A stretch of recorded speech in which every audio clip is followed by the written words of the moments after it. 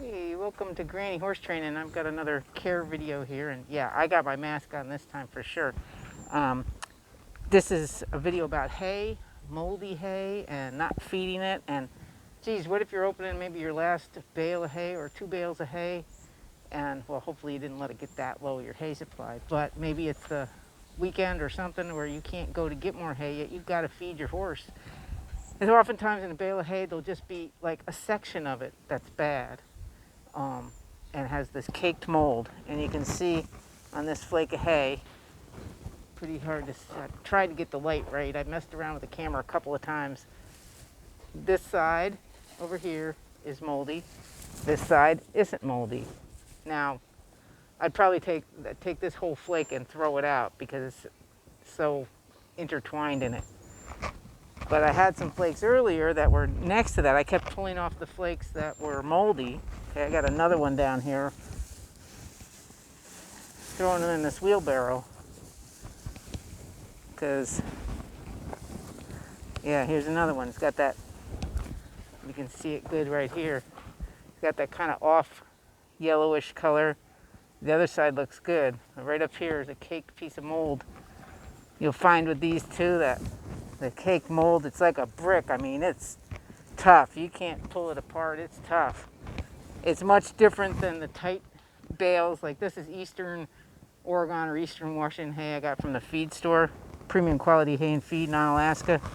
Anyhow, sometimes the bales from Eastern Oregon are a lot more packed together tight than our local hay around here because the big three-tie bales are packed real tight.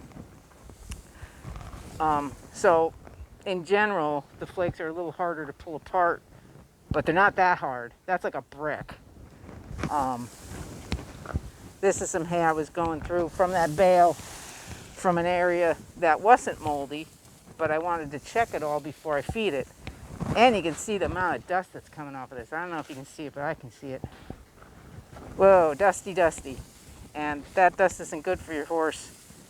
So if it's better to break up your flakes some for them away from the horses and let some of that dust blow off.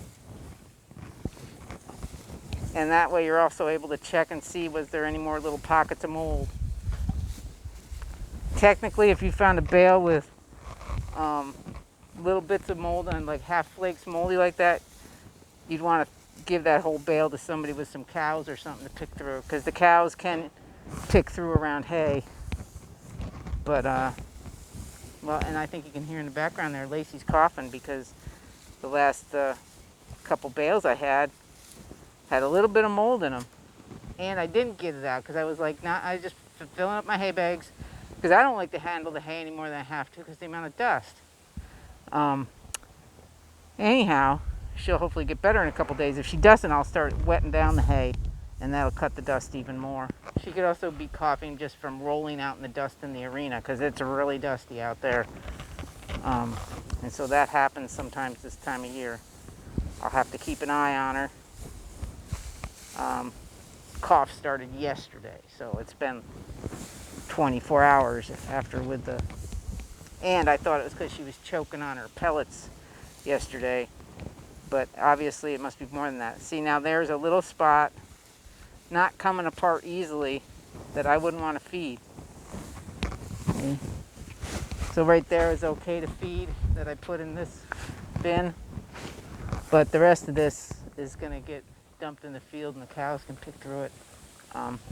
Horses have a sensitive digestive tract, way more sensitive than the ruminants. Cows and sheep and stuff can pick through stuff like that and they'll be fine, but horses can't, and you shouldn't make them. And like I said, it's the weekend here, and trying to just go through some hay.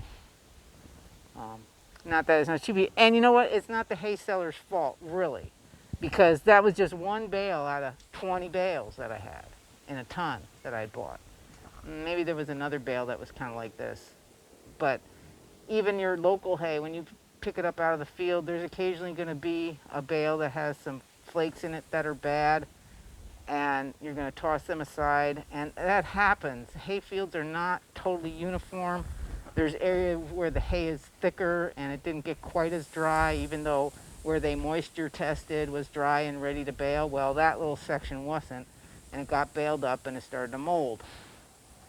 You get too many sections like that where the hay was too wet and they baled it, and that's when you get your barn burning down, because the thermophilic molds get going and they create too much heat and ignite a fire just on their own. No spark needed. So that's a little educational video about hay. And so you can't tell what's in the hay without a hay test, a forage analysis, which I do have on this hay. This hay is good hay, and the forage analysis looks great, but you've also got to check the quality on hand while you're feeding it, as you're feeding it, on every bale you're feeding, every flake you're feeding, because the horses, their digestive tract's just too sensitive. So thanks for watching. This is Granny Horse Training. My name is Ruth DeGennaro, and I do a hoof trimming business too in Winlock, Washington, and I stay pretty close to home. And my website is radhooftrimming.com.